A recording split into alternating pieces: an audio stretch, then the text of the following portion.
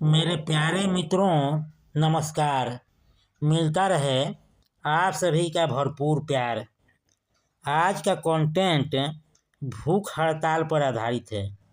ऐसा मानना है कि यदि कोई सरकारी या प्राइवेट कार्यों को मान्यता नहीं मिलती है तो उस कार्य को संपन्न कराने हेतु भूख हड़ताल किया जाता है। ये कंटेंट जो आप देखेंगे सुनेंगे, इसमें इस कंटेंट का लेखक भी सम्मिलित है।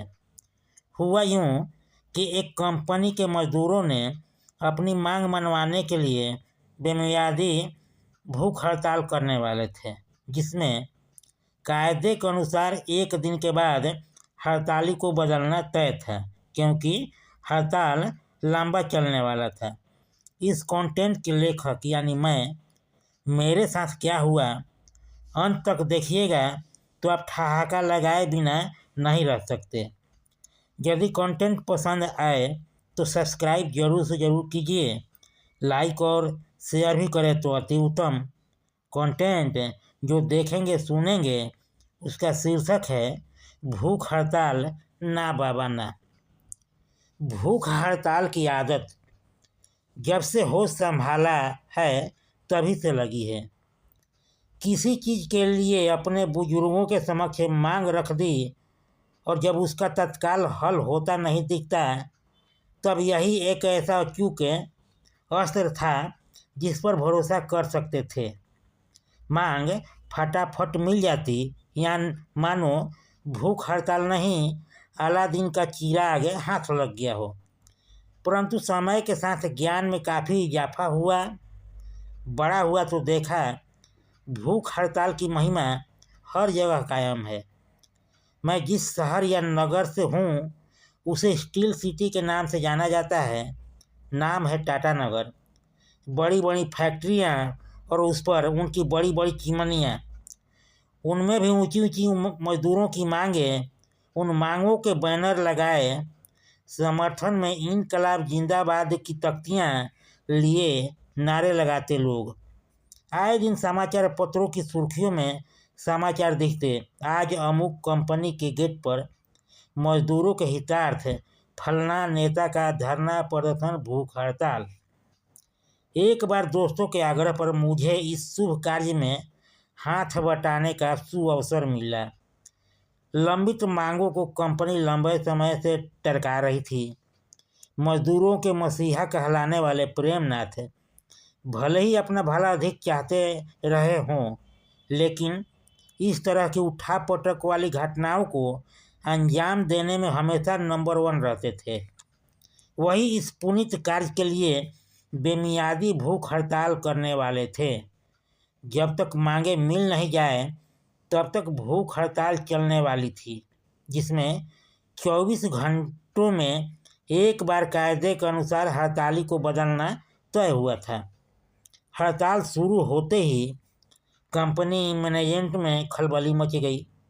शुरुआती दौर से अधिकारियों का आकर मनाने का सिलसिला शुरू हो गया। अगले दिन मुझे अपने दोस्तों के साथ बैठने का सौभाग्य प्राप्त हुआ। पहले से गुप्त रूप से यह निर्देश दे दिया गया था कि पीने की व्यवस्था बाद में की जाएगी। ऐसा कोई गंध युक्त पदार्थ यूज नहीं करना है जिससे मीडिया या अधिकारियों को खबर लगे। कुछ भी खाना चाहते हैं तो पहले अपने इर्द गिर्द के माहौल को भांप कर तब निश्चित होकर खाएं। खाद्य सामग्री यथासंभव सूखी रहे तो हर लगे ना फिटकरी और रंग भी चोखा हो आए। यदि कोई अतिरिक्त व्यक्ति आए तो थोड़ा ऐसे लटका लेना है जिससे लगे कि पिछले कई दिनों से अन्न की कौन कहे पानी तक के दर्शन नहीं हुए हैं। आगंतुक को प्रतीत होना चाहिए कि देश के नौनिहाल मात्र 24 घंटे के धरने में ही इस तरह कुम्हला गए हैं जिस तरह तेज धूप में फूल कुम्हला जाता है, पानी के पौधे मुरझा जाते हैं। यह स्वयं सिद्ध है कि भूख हड़ताल में अभिनय बड़ा काम देता है। दर्शनार्थी या आगंतुक के जाने के बाद जितना भकोसना हो भकोसे, कोई रोक टोक नहीं। भोजन को पैक कर बिस्तर के नीचे तहाकर रख दिया गया था ताकि किसी को शक की तनिक भी गुंजाइश ना हो।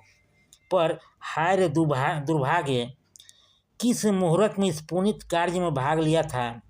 सारा दिन अधिकारियों का आने जाने का सिलसिला बदस्तूर जारी रहा। 2 बजे तक तो मेरी आंखों के आगे अंधेरा छाने लगा था, फिर भी बर्दाश्त किया। रात 10 बजे तक सिलसिला थमा तो कुछ राहत महसूस हुई, जान में जान आई। मेरे साथ के दोस्तों का उतना बुरा हाल नहीं था जितना कि मेरा। अपना समय पूरा होते ही थूक कर चाटा और प्रतिज्ञा की कि सब कुछ करूँगा, पर जीवन में भूख हड़ताल में शामिल नहीं होऊंगा। समस्याएं अनेक हैं, पर सबके समाधान का उपाय यही एक है, धरना प्रदर्शन और भूख हड़ताल। यही एक आखिरी उम्मीद बची है जो भरोसेमंद है, पर बदलते समय के साथ प्रासंगिक नहीं रह गई है। आज जब नेताओं को भूख हड़ताल में लंबी पारी खेलते देखता हूँ तो पुरानी स्मृतियाँ मेरे जेहन में कौंध जाती है। जिस तरह किसी चीज़ को बार बार घिसने से उसकी अहमियत मृत प्राय हो जाती है, भूख हड़ताल की स्थिति भी कुछ वैसे ही हो चली है। बार बार के प्रहार से इसकी धार कमज़ोर पड़ गई है, तभी तो लंबे समय तक हड़ताल खींचने के बावजूद निर्णायक फल नहीं मिल पाता। आज कोई नया रास्ता अख्तियार करना पड़ेगा, तभी मांगे मनवाई जा सकती है। सरकार या प्रबंधन शीघ्र घुटने टेक दे, इसके लिए ऐसा कोई अचूक अस्त्र ईजाद करना पड़ेगा, परमाणु बम की तरह, जिसके पटकने की कल्पना मात्र से रोंगटे खड़े हो जाए, दिलो दिमाग कांप उठे। नेताओं को चाहिए कि इस पर गहन विचार करे, ताकि आने वाले दिनों में मांगे मनवाने के लिए भूख हड़ताल की लंबी किंतु जानमारू पारी नहीं खेलनी पड़े। कंटेंट समाप्त हुआ। एक बेहद ज़रूरी सुझाव, आप पर किसी प्रकार का नहीं है दबाव, आपका और मेरा बना रहे मधुर व्यवहार।